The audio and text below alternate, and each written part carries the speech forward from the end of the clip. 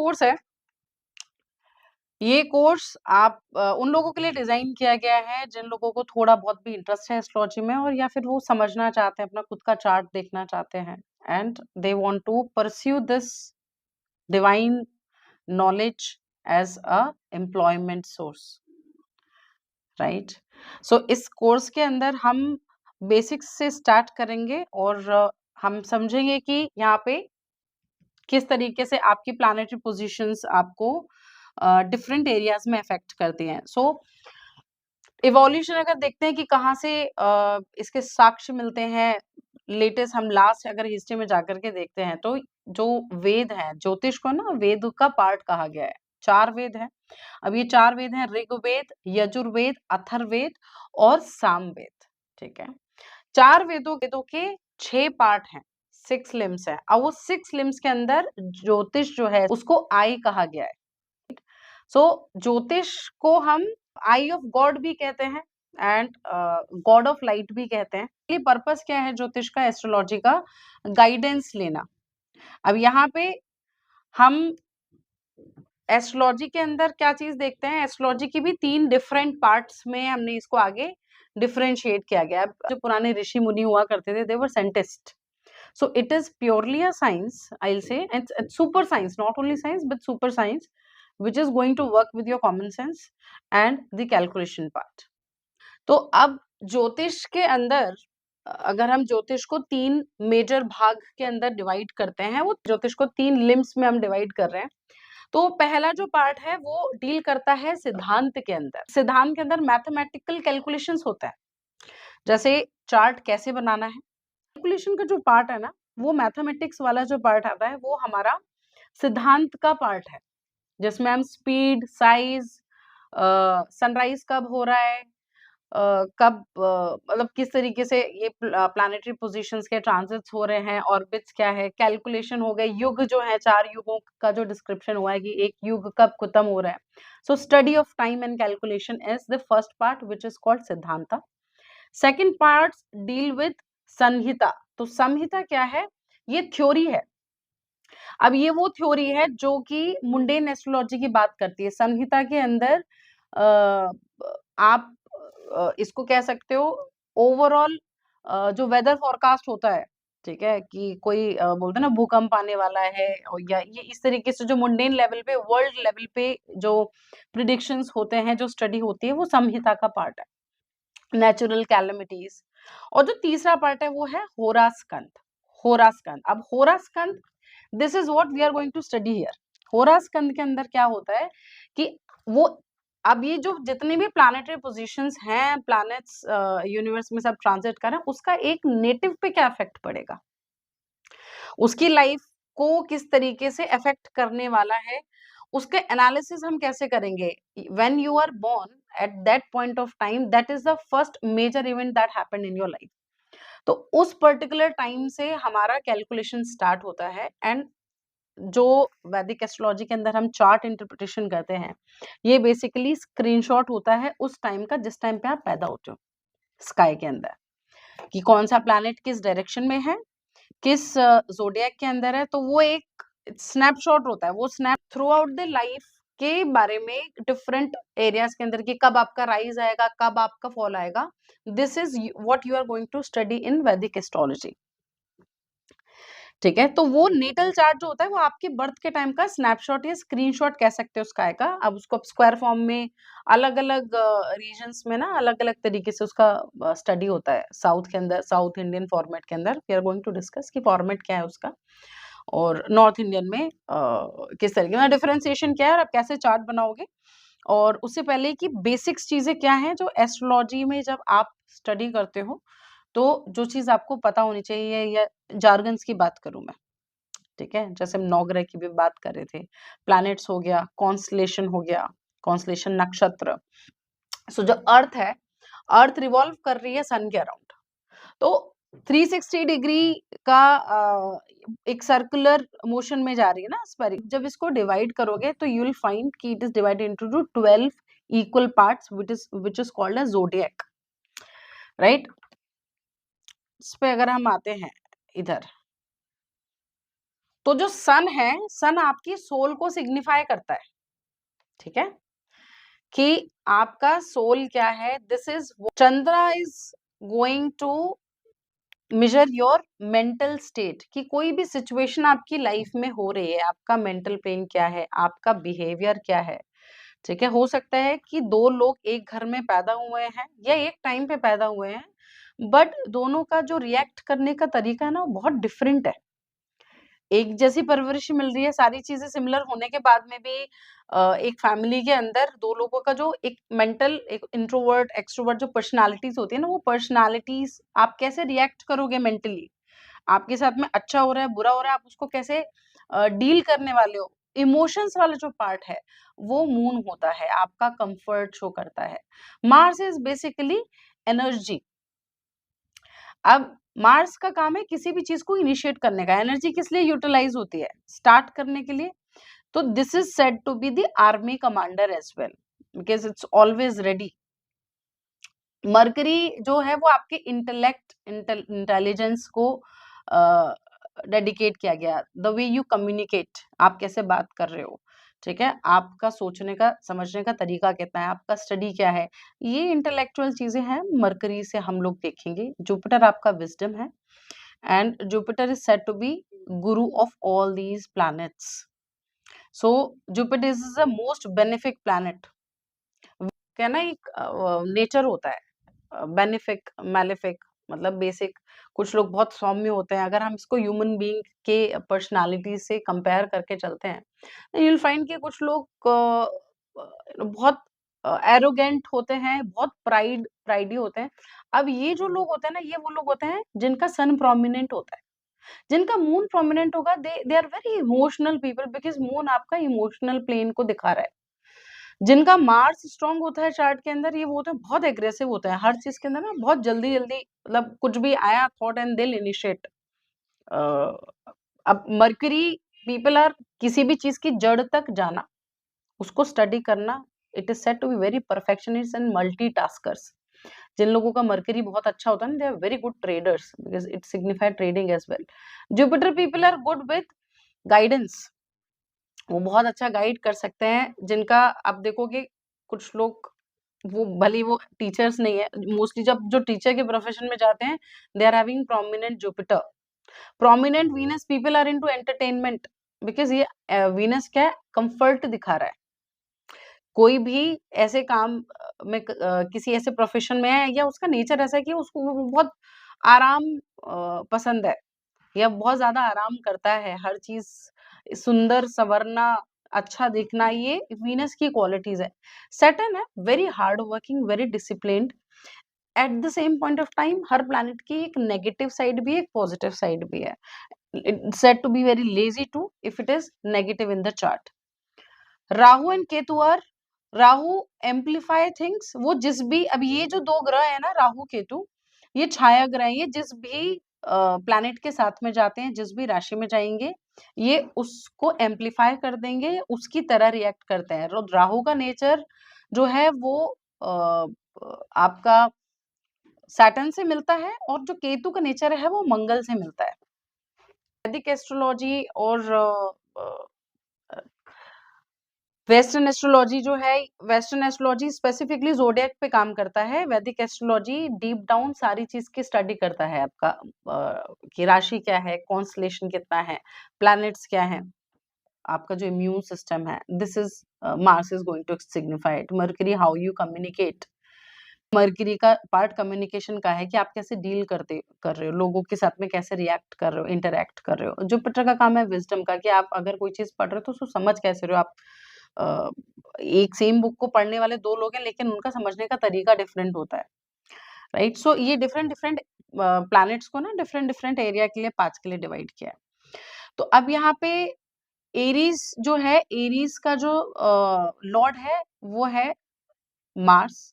Taurus को Venus दिया गया है, मतलब Venus is the Lord of taurus. Gemini का मरकरी है, कैंसर का मून है, लियो का सन है, वर्गो का मरकरी है। तो यहाँ पे जितने भी प्लैनेट्स हैं, उसमें सन और मून जो है ये सिर्फ सिंगल राशि को लीड करते हैं, लियो एंड कैंसर। बाकी के जो रिमेनिंग प्लैनेट्स हैं, सबके पास में डबल डबल ड्यूल राशि है। तो एरीज और स्कॉर्पियो जो है वो है मार्स की राशियां। Taurus and Libra is given to Venus, Gemini and Virgo is given to Mercury, and Aquarius and Capricorn is given to Saturn, whereas Sagittarius and Pisces is given to Jupiter. Constellation नक्षत्र है क्या? नक्षत्र का मतलब है तारों का समूह। सो ये डिफरेंट डिफरेंट शेप्स के अंदर इन्होंने डिवाइड किया। माइथोलॉजिकली हम देखें तो ये जो 27 नक्षत्र हैं, चंद्र की 27 रानियों को सिग्निफाई है। लग्न मीन्स आपका ओवरऑल पर्सनैलिटी, आप कौन है, ये सिग्निफाई करेगा आपका लग्न, द फर्स्ट हाउस। और ईस्टर्न होराइजन पे हम कैसे बताएंगे कि असेंडेंट कौन सा है, लग्न कौन सा है? जिस टाइम पे आप पैदा हो रहे हो उस टाइम पे ईस्टर्न होराइजन पे जो भी राशि आती है वो आपकी फर्स्ट हाउस के अंदर है। अब लग्न भी बहुत सारी डिफरेंट टाइप की है, जहां पे तो सूर्य लग्न क्या होती है, जिस भी हाउस के अंदर सन आएगा, ठीक है, तो उसको हम अगर उसको हम फर्स्ट हाउस की तरह ट्रीट करेंगे। मतलब बेसिकली हमें हाउस को रोटेट करना है। फॉर एग्जाम्पल किसी का सेकंड हाउस के अंदर सन है, तो हमको सेकंड हाउस को एज अ लग्न ट्रीट करना, उसको फर्स्ट हाउस के अंदर मूव करेंगे, then it will work as a Surya Lagna. आप बेसिकली सूर्य को लग्न बना करके जब हम कुंडली को पढ़ते हैं तो वो सूर्य लग्न के सिद्धांत में आती है, ठीक है। चंद्र लग्न होती है आपके माइंड को स्टडी करने के लिए, कि कोई भी इवेंट होगा आपकी लाइफ के अंदर तो वो इवेंट को आप किस तरीके से मेंटली परसीव करोगे। तो जहां पे भी चंद्र होगा वहां से हम जब लग्न बनाएंगे तो वो आपके चंद्र लग्न की तरह आप उसको स्टडी करोगे। आप मेंटली चीजों को किस तरीके से रिफ्लेक्ट कर रहे हो, कैसे परसीव कर रहे हो, वो मेंटल प्लेन कैसा है, इमोशनल क्वेश्चन कैसा है, वो हम चंद्र लग्न से डिसाइड कर। सुदर्शन चक्र क्या होता है? This is the mix of single chart के अंदर लग्न कुंडली, बर्थ चार्ट, योर चंद्र कुंडली एंड योर सूर्य कुंडली। तो मतलब लग्न राशि यहाँ से सेकंड जो चार्ट इंटरप्रिटेशन होगा, ये एक ही चार्ट के अंदर तीनों चार्ट को स्टडी करने का, कंपैरिजन करने का जो फॉर्म होता है वो सुदर्शन चक्र होता है, ठीक। अब आते हैं हाउस, भाव जो है ना, 12 जैसे 12 राशियां हैं, जो हम हाउसेस के बारे में बात कर रहे थे, तो 12 राशियां 12 भाव होते हैं। अब ये जो भाव होते हैं आपकी लाइफ के नेटिव की लाइफ के 12 अलग अलग एरिया और डिवीजन को सिग्निफाई करता है। फर्स्ट भाव आपकी पर्सनालिटी के लिए होता है, जैसे सेकंड भाव आपकी वेल्थ चेक करने के लिए हम देखते हैं, आप कैसे कम्युनिकेट करते हैं, आपका कुटुंब क्या है, ठीक है। रिसोर्सेज जो होंगे वो सेकंड हाउस से देखे जाते हैं। तो फर्स्ट हाउस आपकी ओवरऑल बॉडी, आप कैसे दिख रहे हो, आपकी पर्सनालिटी क्या है, आपका फेस क्या है, आपका फेस कैसा है, कद काठी कैसी है, ठीक है। ये सारी चीजें हम फर्स्ट हाउस है। अब अगर कोई मार्स सपोज मंगल है फर्स्ट हाउस के अंदर या पहले घर के अंदर एरीज साइन है, तो ऐसे जो लोग होते हैं ना, ये वो होते हैं जो बहुत एनर्जेटिक होते हैं, they are very fitness freak, these are the kind of people जो बहुत जल्दी एग्रेसिव हो जाते हैं। बहुत लॉजिकल साइन है एरीज जो है। तो फर्स्ट हाउस आपकी ओवरऑल पर्सनालिटी, फॉर्च्यून, राइज, कुंडली के अंदर बहुत सारे राजयोग होंगे, लेकिन अगर पहला हाउस अच्छा नहीं है, डिग्निटी में नहीं है, तो वो फलित नहीं होगा। तो सबसे पहले जो चीज स्टडी की जाती है कुंडली के अंदर, आपकी लग्न क्या है, लग्न के अंदर कौन सा प्लैनेट है, कौन सी राशि है, और लग्नेश जो है राशि का जो लॉर्ड है वो कहाँ जा रहा है, ठीक है। सेकंड हाउस है वेल्थ, फैमिली, स्पीच, आपकी राइट आई। सो हर प्लैनेट, हर हाउस के अंदर ना अलग अलग चीजें आती हैं। मतलब वो सिर्फ आपकी पर्सनालिटी नहीं दिखा रहा है, आपकी बॉडी पार्ट है ना, डिफरेंट बॉडी पार्ट्स, वो डिफरेंट हाउसेस के अंदर डिफरेंट बॉडी पार्ट्स आएंगे, डिफरेंट हाउसेस के अंदर डिफरेंट रिलेशनशिप्स आएंगे, डिफरेंट हाउसेस के अंदर डिफरेंट पॉजिटिव लिविंग बीइंग आएंगे, डिफरेंट नॉन लिविंग फैक्टर भी होता है हर हाउस का। सो बेसिकली एक ये सिग्निफिकेशंस हैं कि सेकंड हाउस क्या सिग्निफाई कर रहा है, आपकी फैमिली, स्पीच, आपकी right eye, nails, tongue, nose, जो सेंसरी ऑर्गन्स होते हैं ना, वो हमारे सेकंड हाउस के अंदर आते हैं। इमेजिनेशन क्या है, आपका पावर ऑफ ऑब्जर्वेशन क्या है, क्योंकि सेकंड हाउस रिसोर्सेज का भी था, ठीक है। आप कोई भी जो फाइनेंसेस है, हम गेन्स देखते हैं, जो कमाने वाला पैसा है, रेगुलर इनकम जो है फ्लो में जो पैसा होता है वो 11th हाउस से देखा जाता है। सेकंड हाउस होता है उसको हम एक्यूमुलेट कर रहे हैं, जैसे प्रॉपर्टी के अंदर इन्वेस्ट कर रखा है किसी ने बैंक अकाउंट के अंदर इन्वेस्ट कर रखा है। बैंक अकाउंट भी आपका सेकंड हाउस से देखा जाता है। ज्वेलरी देखी जाती है, बिकॉज ज्वेलरी प्रीशियस ज्वेलरी होती है, आप पैसा डालते हो उसके अंदर, प्रीशियस स्टोन्स होते हैं। Loss of cheating, violence between life partner. ऐसे violence of between life partner क्यों बोला, बिकॉज ये 7th से 8th है, ठीक है। तो फर्स्ट हाउस, 8th हाउस ना डेथ का हाउस भी होता है। तो जब भी हम किसी भी, थर्ड हाउस होता है यंगर सिबलिंग, आपके पड़ोसी, आपके कजिन, आपके रिलेटिव्स, आपका सबकॉन्शियस माइंड। जैसे फोर्थ हाउस मून सिग्निफाई करता है आपके विचारों को, आपके इमोशनल क्वेश्चन को, तो थर्ड हाउस होता है कि सबकॉन्शियस लेवल पे आप पे चीजें कैसे अफेक्ट कर रही हैं। थर्ड हाउस ये भी सिग्निफाई करता है कि आपने पास्ट बर्थ में अगर कोई नॉलेज गेन की है जो छूट गया है। थर्ड हाउस आपकी हॉबीज को दिखाता है। जैसे आपने, हॉबीज क्या है, सबकी डिफरेंट होती है। Even you are not aware, आपने कहीं से प्रैक्टिस नहीं किया, बट कुछ चीजों में है ना इंटरेस्ट होता है, वो थर्ड हाउस से आप देखोगे कि आपका पैशन क्या है, आपकी हॉबी क्या है। थर्ड हाउस हो गया, थर्ड हाउस का रूलर, जैसे हमने इससे पहले डिस्कस किया था, मरकरी। किसी की हॉबीज चेक करनी है आपको, मरकरी भी देखना पड़ेगा, थर्ड हाउस भी देखना पड़ेगा, थर्ड हाउस के अंदर कौन सी राशि आ रही है वो भी देखनी पड़ेगी। तो ये 4 पार्ट के अंदर हम हर हाउस को एनालिसिस करते हैं। फोर्थ हाउस जो है मदर का होता है, कंफर्ट का होता है, रिलेटिव्स का होता है, आपके घर का एनवायरनमेंट कैसा है, ठीक है। आपकी पास प्रॉपर्टीज क्या है, फोर्थ हाउस प्रॉपर्टी का होता है। फोर्थ हाउस व्हीकल का होता है, क्योंकि कंफर्ट आपको किस किस चीज, घर पे कंफर्ट मिलता है, गाड़ी आपके पास है, आपका कंफर्टेबल है। प्रॉपर्टीज, तो जो भी चीज आपको कंफर्ट प्रोवाइड करती है ना, वो आपकी फोर्थ हाउस से देखी जाएगी। आपका चेस्ट, अगर बॉडी पार्ट का डिस्कशन करें, जैसे थर्ड हाउस के अंदर कौन कौन सा बॉडी पार्ट आता है, आपका हैंड्स आ गए, ईयर आ गया, ठीक है। तो थ्रोट आ गया, क्योंकि थ्रोट से आप कम्युनिकेशन कर रहे हो, तो ये आपका थर्ड हाउस सिग्निफाई करेगा। फोर्थ हाउस के अंदर आपका चेस्ट आता है, लंग्स आते हैं, ठीक है। Hidden treasures, private love affairs भी इसे हम देखते हैं। और फैमिली का इन्वायरमेंट कैसा है, आप घर में जाके कैसा फील करते हो, ये हम फोर्थ हाउस से चेक करते हैं। फिफ्थ हाउस क्या दिखाता है, प्रोजनी। प्रोजनी, बच्चे, आपके बच्चे हो गए, आप के लव अफेयर हो गया, आपका इंटेलिजेंस है, आपके पूर्व पुण्य, अपने पिछले जन्म में जो कर्म किए हैं, अगर अपनी डिजायर की वजह से यहाँ पे बॉर्न हुए, कुछ लोग सफरिंग के लिए बॉर्न हुए हैं, वो अपने जो पास्ट कार्मिक बैगेज वो लेके आए हैं, अपने जो अकाउंट्स हैं वो क्लियर कर रहे हैं। वह फिफ्थ हाउस से देखते हैं कि उसने कितने पुण्य किए हैं। और एस्ट्रोलॉजर की कुंडली के अंदर ना फिफ्थ हाउस और एट्थ हाउस बड़ा इंपॉर्टेंट है। फिफ्थ हाउस आपकी नॉलेज है, आपकी जो मेंटल कैपेसिटी है, आपकी इंटेलिजेंस है, वो फिफ्थ हाउस है। एट्थ हाउस पे हम आएंगे तो हम डिस्कस करेंगे कि वो आपकी पराविद्या को दिखाएगा। पराविद्या होती है जो कि नॉर्मल नॉलेज से बहुत हिडन साइंसेस के बारे में जो होता है ना, मिस्टिकल सब्जेक्ट्स जो होते हैं। व्हेन फिफ्थ एंड एट्थ का जहां पे भी कॉम्बिनेशन आ जाए, समझो कि वो पर्सन का इंट्यूशन बहुत स्ट्रांग होगा। हालांकि ये एट्थ हाउस डेथ का है, चीजों को ट्रांसफॉर्म करने का है, but it's like transformation of one form to different form. तो एस्ट्रोलॉजर्स की चार्ट के अंदर फिफ्थ बहुत इंपॉर्टेंट हाउस होता है एंड एट्थ हाउस बहुत इंपॉर्टेंट होता है।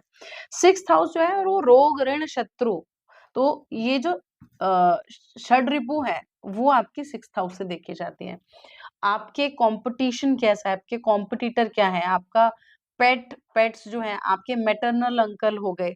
मैटरनल मैटरनल अंकल क्यों बोला, क्योंकि फोर्थ हाउस आपका मदर का है। फोर्थ से जब आप थर्ड काउंट करोगे ना, थर्ड हाउस सिबलिंग का था, आपकी सिबलिंग का थर्ड हाउस है, आपके कजिन का थर्ड हाउस है। फोर्थ से थर्ड सिक्स्थ हाउस आता है, तो fourth is your mother, sixth is mother की सिबलिंग, 4, 5, 6।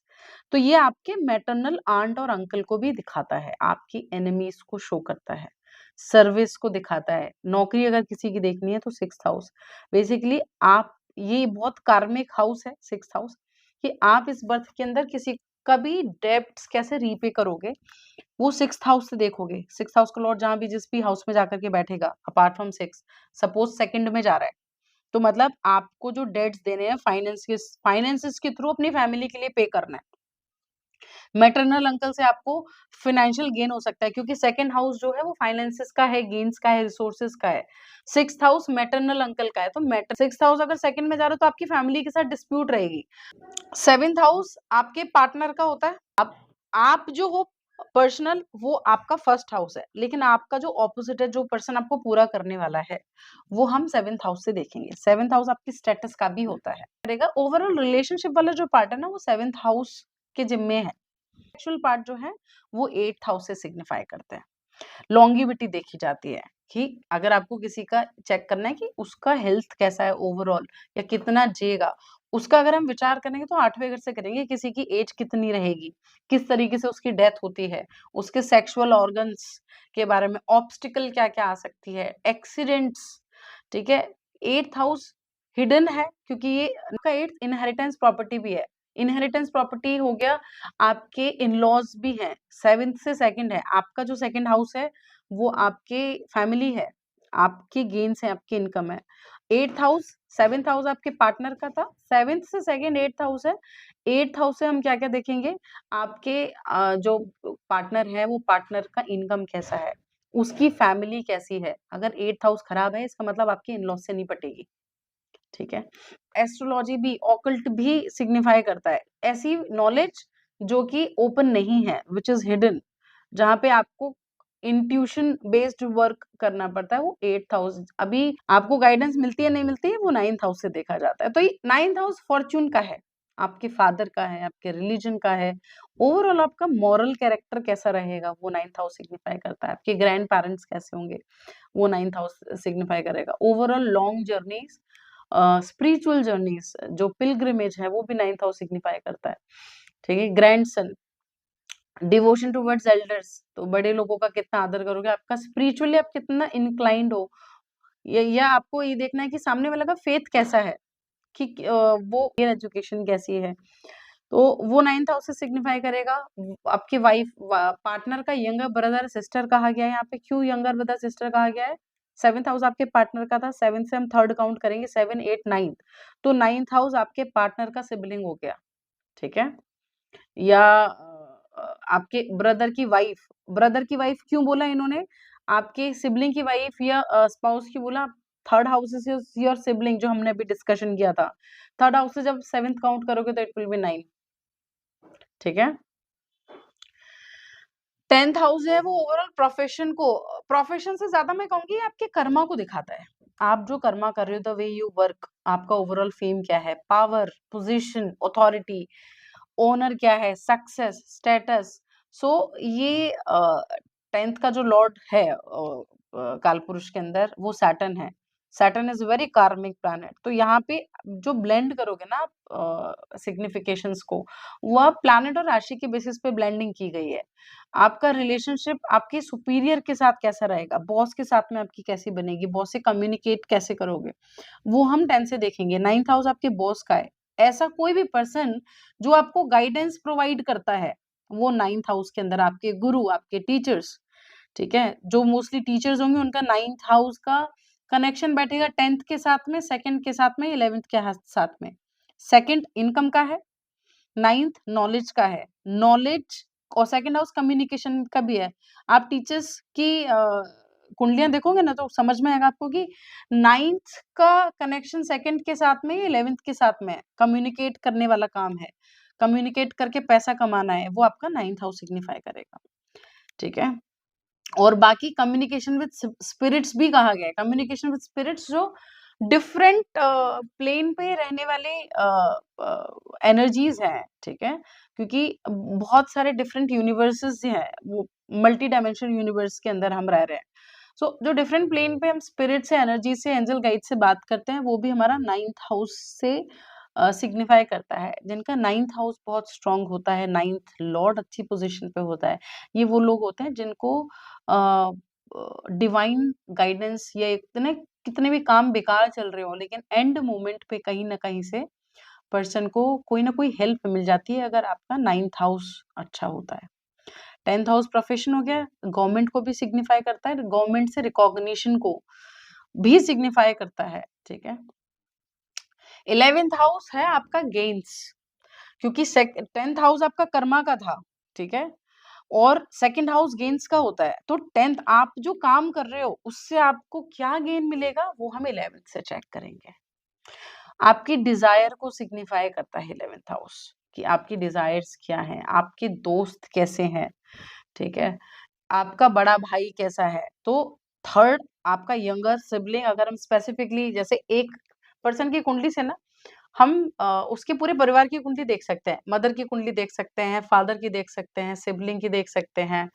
जो भी उस पर्सन के साथ में पर्सनली कनेक्टेड है, आपको बेसिकली करना क्या है, उस हाउस से मूव कर देना है। 4th हाउस मदर का है, 4th को लग्न बना के जब आप एनालिसिस करोगे, तो आपको सारी चीज़ें समझ में आएँगी, ठीक है? तो 11th हाउस जो है, वो आपका इलनेस से रिकवरी का देखते हैं। एक्सपेक्टेशंस क्या हैं? आपकी सन की वाइफ क्यों बोला 11th? 5th हाउस जो है, वो आपके चिल्ड्रन का है। 5th से जब आप 7th काउंट करोगे तो 11th आएगा, ठीक है? तो ये भावत भवम का प्रिंसिपल है।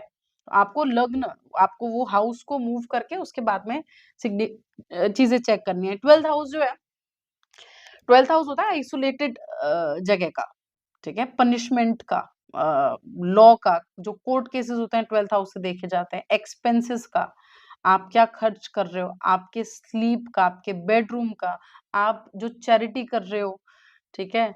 आप वैदिक सैक्रिफाइसेस जो आप करते हो ना, बेसिकली डोनेशंस जो करते हो, आप जो फाइन पे करते हो, सेक्सुअल एन्जॉयमेंट से अगर मैं इसको और अच्छे से एक्सप्लेन करूँ, सेक्सुअल एन्जॉयमेंट की जगह होता है बेड प्लेज़र्स, क्योंकि बेड प्लेज़र्स जो है वो आपका 12th हाउस सिग्निफाई करेगा, ठीक है? आपका आउटसाइड वेडलॉक यानी कि अब कुछ लोग एनआरआई से शादी करते हैं या डिफरेंट कल्चर्स के लोगों से शादी कर लेते हैं।